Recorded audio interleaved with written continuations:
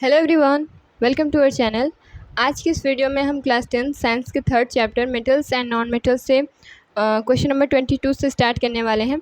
इसके पहले वाले इस पार्ट में हमने पार्ट 1 और पार्ट 2 में बाकी के एमसीक्यूज़ यानी क्वेश्चन नंबर 1 से लेकर क्वेश्चन नंबर 21 तक काफ़ी डिटेल में समझाया है। ठीक है, तो आज के इस वीडियो में हम क्वेश्चन नंबर 22 से स्टार्ट करने वाले हैं। क्वेश्चन है हमारा, एन एलॉय इज़। तो एलॉय क्या होता है, हमसे पूछा गया। तो एलॉय आप जानते हैं ये एक तरीक़े का होमोजीनस मिक्सचर होता है। किसका? या तो ये मेटल और मेटल का होगा, या फिर ये मेटल और नॉन मेटल का एक होमोजीनस मिक्सचर होता है। आई बात समझ में? होमोजीनस मिक्सचर का होने का मतलब ये कि थ्रू आउट द सोल्यूशन इसका जो कंपोजिशन होगा वो सेम होगा, या फिर आप कह सकते हैं थ्रू आउट द कंपाउंड इसका जो कंपोजिशन होगा वो सेम होगा। इसको बोलते हैं होमोजीनस। और हेट्रोजीनस क्या होता है? जिसका कंपोजिशन सेम नहीं होता है। जैसे आप अगर वाटर में सैंड ऐड कर देते हैं तो क्या उसका composition through out the solution same होता है क्या? तो आंसर होगा नहीं। तो वो हमारा किसका एग्जाम्पल हो गया? हेट्रोजीनस मिक्सचर का। तो कंपाउंड और एलिमेंट तो होता नहीं है एलॉय, ठीक, क्योंकि ये जो एलॉय होता है वो डिफरेंट एलिमेंट का क्या होता है? मिक्सचर होता है, होमोजीनस मिक्सचर। इतनी बात समझ में आई? क्वेश्चन नंबर 23 है, an electrolytic cell consist of. आप लोग जानते हैं कि जो इलेक्ट्रोलिटिक सेल होते हैं उसमें दो इलेक्ट्रोड होते हैं, एक पॉजिटिव टर्मिनल होता है, एक नेगेटिव टर्मिनल होता है। तो हमसे पूछा गया कि कौन सा पॉजिटिव होता है, कौन सा नेगेटिव होता है। तो आप लोगों ने सेकेंड चैप्टर में जो ब्रांच सोल्यूशन का इलेक्ट्रोलिसिस पढ़ा होगा आप लोगों ने, उसमें आप लोगों ने क्या देखा था? एनोड क्या होता है? पॉजिटिव होता है, और कैथोड क्या था? हमारा नेगेटिव था। ठीक, तो आप लोगों की बुक में वो डायग्राम अच्छी तरीके से दिया गया है। तो हमसे यही पूछा गया है कि पॉजिटिवली चार्ज को हम क्या बोलते हैं, नेगेटिवली चार्ज को क्या बोलते हैं। तो समझने की कोशिश कीजिए। ये जो पॉजिटिवली चार्ज होता है हमारा, वो क्या होता है? एनोड होता है। ठीक, तो पॉजिटिव वाले क्या होते हैं? एनोड होते हैं, और जो नेगेटिव वाले होते हैं वो क्या होते हैं? हमारे कैथोड होते हैं। तो चलिए अब ऑप्शन को देखते हैं। Positively charged or cathode. तो क्या पॉजिटिवली चार्ज कैथोड होते हैं? तो ये हो जाएगा incorrect. Negatively charged or anode, नहीं, ये भी इनकरेक्ट हो गया। पॉजिटिवली चार्ज्ड आर एनोड, सही बात है। नेगेटिवली चार्ज्ड आर कैथोड, सही बात है। तो यहाँ पे हमारा second and fourth are the correct option, तो यहाँ पे बी वाला करेक्ट हो जाएगा। तो ये जो साइन है आपको याद रखना है। जैसे आप लोगों ने उस सेकेंड चैप्टर में पढ़ा था कि जो एनोड यानी पॉजिटिव टर्मिनल है उससे किस गैस का इवोल्यूशन हो रहा था? क्लोरीन गैस का। वहीं अगर हम बात करें कैथोड की, यानी जो निगेटिवली चार्ज था वहाँ से जो गैस रिलीज़ हो रही थी वो क्या थी? हमारी हाइड्रोजन गैस। तो इस तरीके से आपको ये चीज़ें याद में रखनी है, ठीक है ना? तो ये चार्ज आपको आगे से ध्यान में रखना है। चलिए क्वेश्चन नंबर 24 है, during electrolytic refining of zinc it get. तो आप लोगों ने अपनी बुक में एक पढ़ा होगा अपैरेटस, जिसमें हम क्या कर रहे थे? इलेक्ट्रोलिटिक रिफाइनिंग कर रहे थे, किसके? जिंक की। तो ये जो जिंक होता है इसके ओर से हम एक्सट्रैक्ट करने के लिए, यानी इसकी इम्प्योरिटीज़ को दूर करने के लिए, ताकि हमें प्योर जिंक मिल सके, इसको हम इलेक्ट्रोलिटिक रिफाइन इसकी कराते हैं। तो हमसे पूछा गया है कि ये हमें कहाँ पे मिलेगा? कैथोड या फिर एनोड पे, या फिर सोल्यूशन में मिलेगा? कहाँ पे मिलेगा ये हमसे पूछा गया। तो ये जो जिंक होता है ये कहाँ पे आपको मिलता है? कैथोड पे। तो ये डिपॉजिट कहाँ पे होता है? कैथोड पे। देखिए, जो मेटल होते हैं प्योर मेटल, यहाँ पे हम लिख रहे हैं प्योर मेटल जो होते हैं वो आपको कहाँ पे मिलेंगे? कैथोड पे डिपॉजिटेड मिलेंगे, यानी नेगेटिवली पार्ट पे। वहीं अगर हम बात करें जो इम्प्योरिटीज़ होती हैं वो क्या करती हैं? ये हमें कहाँ से मिलती हैं? एनोड से, या फिर आप कह सकते हैं एनोड के नीचे ये इम्प्योरिटीज़ जमा हो जाती हैं। आप लोग फिगर में देखेंगे, बुक में दिया गया है, तो आप लोग पाएंगे कि एनोड के नीचे इम्प्योरिटीज़ बनाई गई हैं। तो आप कह सकते हैं कि ये एनोड से जो आयन निकलता है वो किस पे आके इकट्ठा होता है? कैथोड पे, जिसकी वजह से जो कैथोड वाला इलेक्ट्रोड होता है वो थिक होता जाता है, और यहाँ से हम प्योर मेटल को आसानी से एक्सट्रैक्ट कर लेते हैं। तो यहाँ पे फर्स्ट वाला ऑप्शन करेक्ट हो जाएगा, डिपॉजिटेड ऑन कैथोड। ठीक है, कैथोड नेगेटिवली चार्ज होता है, ये भी ध्यान में रखना है। Question number 25, an element A is soft and can be cut with a knife. यहाँ पे कोई एक एलिमेंट ए है, वो सॉफ्ट इतना है कि आप उसको आसानी से नाइफ से भी काट सकते हैं, यानी चाकू से। This is very reactive to air and cannot be kept in open air. तो आप लोग अब तक समझ गए होंगे कि यहाँ पे किसकी बात की जा रही है। यहाँ पे जो मोस्ट रिएक्टिव मेटल होता है हमारा सोडियम, उसकी बात की जा रही है। ये जो सोडियम होता है हमारा, वो इतना ज़्यादा रिएक्टिव होता है कि आप इसको ओपन एयर में रख ही नहीं सकते हैं। तो इसको हम स्टोर कहाँ करते हैं, इसको हम रखते हैं पेट्रोल के अंदर, ताकि ये डायरेक्ट कांटेक्ट जो है एयर का, उसको हम मिटा सकें। ठीक है, आई बात समझ में। अगर आप उसको ओपन एयर में रख भी देते हैं तो क्या होता है, ये ऑक्सीजन के साथ रिएक्ट करेगा और ये प्रोसेस इतनी ज़्यादा एक्सोथर्मिक होती है, इतने लार्ज अमाउंट में हीट रिलीज़ होती है कि ये फायर भी कैच कर सकता है। तो इसी चीज़ों को प्रिवेंट करने के लिए हम इसको पेट्रोल में रखते हैं। It react vigorously with water, ये वाटर के साथ भी विगरसली रिएक्ट करता है। Identify the element from the following. तो यहाँ पे कौन सा है हमारा, सोडियम। ठीक, सोडियम जो है हाईली रिएक्टिव होता है। इतनी बातें समझ में आई। चलिए क्वेश्चन नंबर 26 देखते हैं। एलॉय आर होमोजेनस मिक्सचर, यहाँ पे लिखा ही है कि एलॉय जो होते हैं होमोजेनस मिक्सचर होते हैं मेटल का या फिर मेटल और नॉन मेटल का। Which of the following alloy contain non metal as its one of the constituent. तो हमसे पूछा गया है कि इनमें से ऐसा कौन सा मेटल है जो कि ऐसा है इनमें से कौन सा एलॉय है, जैसे ब्रास हो गया, ब्रॉन्ज, अमलगम और स्टील, जिसमें हमें नॉन मेटल एक कंस्टिट्यूएंट होता है, कंपोनेंट मिलता है।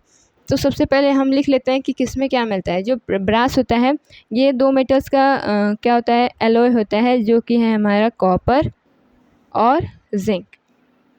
बात करें अगर हम ब्रॉन्ज की, तो इसमें कौन कौन से प्रेजेंट होते हैं, कॉपर और टिन। ठीक, इसमें क्या होता है, कॉपर और टिन। अमलगम, जहाँ पर भी आपको अमलगम दिखे तो आप ये समझ जाना कि यहाँ पे मरकरी की बात कही जा रही है। तो यहाँ पे जो मरकरी है यानी Hg, ये किसी और मेटल्स के साथ या क्या करता है, अदर मेटल के साथ अमलगम बनाता है। तो अमलगम वर्ड का इस्तेमाल हम मरकरी के केस में ही करते हैं। जहाँ कभी भी आपको अमलगम दिखे तो समझ जाइएगा कि वहाँ पे ज़रूर मरकरी की बात की जा रही है। अब चलिए देखते हैं स्टील। ये जो स्टील होता है, ये किसका एलॉय होता है, आयरन का और कार्बन का। तो यहीं से हमारा आंसर मिल गया। यहाँ पे जो कार्बन है ये एक नॉन मेटल है। इसका मतलब ये कि जो स्टील है ये एक ऐसा एलॉय है जिसमें नॉन मेटल एक कंस्टिट्यूएंट हमें मिलता है। वहीं बाकी के ऑप्शन में आप देखेंगे तो कॉपर, जिंक, टिन, मरकरी, ये सभी क्या है, मेटल हैं। ठीक, तो हमारा option number D is the correct option. Question number 27, which of the following statement is incorrect for magnesium metal. हमें पूछा गया है कि मैग्नीशियम मेटल के बारे में कौन सा इनकरेक्ट है। तो ऐसे वर्ड्स पे आप ज़्यादा तवज्जो दें। फर्स्ट वाला है it Burns in oxygen with dazzling white flame. तो आप लोगों ने एक्टिविटी 1.1 में पढ़ी होगी कि जो मैग्नीशियम रिबन होता है वो वाइट डैजलिंग फ्लेम के साथ बर्न करता है। तो ये वाला तो करेक्ट है हमारा। बी वाला देखिए, it react with cold water to form magnesium oxide and evolve hydrogen gas. तो ऐसा नहीं है, जो मैग्नीशियम होता है ये किसके साथ रिएक्ट करता है, हॉट वाटर के साथ रिएक्ट करता है। यानी ये जो मैग्नीशियम होता है ये हॉट वाटर के साथ रिएक्ट करता है और बना लेता है क्या, मैग्नीशियम हाइड्रो ऑक्साइड, OH का ट्वाइस, साथ में यहाँ पे हाइड्रोजन गैस का इवोल्यूशन होता है। लेकिन यहाँ पे तो कोल्ड वाटर लिखा है, तो ये हमारा इनकरेक्ट है। इसका मतलब हमें इनकरेक्ट ढूंढना था, तो ये वाला हमारा क्या हो जाएगा, करेक्ट। यहाँ पे लिखा है कि ये हॉट वाटर के साथ रिएक्ट करता है, तो ये बात सही है। डी वाला देखिए, it react with steam to form magnesium hydroxide and evolve hydrogen gas. तो ये भी सही है। ये हॉट वाटर और स्टीम के साथ क्या करता है, रिएक्ट करता है, लेकिन ये कोल्ड वाटर के साथ रिएक्ट नहीं करेगा। कोल्ड वाटर के साथ कौन रिएक्ट करेंगे, जो ज़्यादा रिएक्टिव होंगे, जैसे हो गया हमारा सोडियम और पोटेशियम। चलिए इतनी बातें समझ में आई, आगे बढ़ते हैं। चलिए अब आगे बढ़ते हैं। Which of the following alloy contain mercury as one of its constituent. हमसे पूछा गया है कि इनमें से कौन सा है जिसमें mercury as a component present होगा। तो हमने आपको क्या बताया था कि जहाँ कहीं भी आपको अमलगम दिखे, इसका मतलब ये कि वहाँ पे मरकरी की बात की जा रही है। तो मरकरी के लिए हमेशा एक वर्ड यूज़ किया जाता है, अमलगम। तो यहाँ पे कौन सा ऑप्शन हो जाएगा, option number D is the correct option. अगर हम बात करें स्टेनलेस स्टील की, तो अभी हमने पढ़ा था कि इसमें आयरन, क्रोमियम और क्या होता है, निकल, साथ में यहाँ पे कार्बन भी होता है। तो क्या यहाँ पे मरकरी है, नहीं है। ऐसे ही आपको बताना है कि एल्निको और सोल्जर, ये दो एलॉय होते हैं। इनमें कौन कौन से मेटल या फिर अगर नॉन मेटल है तो कौन सा प्रेजेंट होता है। यानी आपको बताना है कि ये किस किस एलिमेंट से मिलके ये दोनों एलॉय बने हुए हैं। ठीक है, आपको बताना है। तो यहाँ पे option number D is the correct option, zinc, amalgam. ये हमने कैसे पहचाना, अमलगम से। चलिए क्वेश्चन नंबर 29 भी देख लीजिए। Reaction between x and y form a compound x। यहाँ पे दो हमारे पास कंपाउंड है x और y, ये आपस में रिएक्ट करके क्या बना रहे हैं, कंपाउंड z। तो यहाँ पे लिखा है कि x loses electron and y gains electron, which of the following property is not shown by z। तो देखिए, अगर ये जो x है ये इलेक्ट्रॉन लूज़ कर रहा है, लूज़ करने का मतलब ये इलेक्ट्रॉन को डोनेट कर रहा है, तो इसका मतलब ये कि ये पॉजिटिव चार्ज एक्वायर करेगा, क्योंकि यहाँ पे एक इलेक्ट्रॉन कम हो गया। और अगर ये पॉजिटिव चार्ज एक्वायर करेगा तो इसका मतलब ये कौन सा है हमारा, ये है मेटल। वहीं अगर हम बात करें वाई की, अगर ये इलेक्ट्रॉन को एक्सेप्ट कर रहा है तो इसका मतलब ये कि ये नेगेटिवली चार्ज एक्वायर करेगा, और ये हमारा क्या है, नॉन मेटल। तो यहाँ पे आपको पता चल गया कि एक्स और वाई क्या है, हमारे मेटल और नॉन मेटल हैं।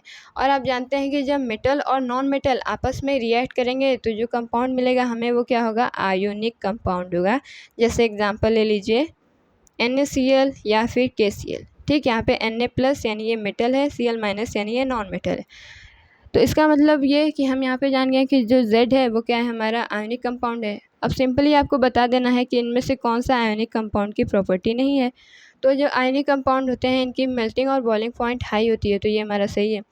हैज़ लो मेल्टिंग पॉइंट, तो यही हमारा ऑप्शन हो जाएगा। क्यों? क्योंकि आयोनिक कंपाउंड की मेल्टिंग और बॉइलिंग पॉइंट दोनों ही हाई होती है। तो यहाँ पे लिखा है कि लो मेल्टिंग पॉइंट है, तो ये ही हमारा करेक्ट हो जाएगा। बाकी के ऑप्शन भी चेक कर लेते हैं। Conduct electricity in molten state, बात सही है। जो आयोनिक कंपाउंड होते हैं वो अपने मोल्टेन स्टेट और अपने एक्वस सोल्यूशन में क्या करते हैं, इलेक्ट्रिसिटी कंडक्ट कराते हैं due to the presence of free electron.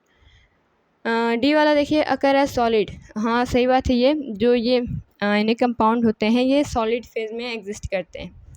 जैसे NaCl है, NaCl आपको जैसे कॉमन साल्ट है ये NaCl, ये आपको किस फेज़ में मिलता है, सॉलिड फेज़ में, क्रिस्टल के फॉर्म में मिलता है ना। तो ये चीज़ें आपको आई होप समझ में आई होंगी।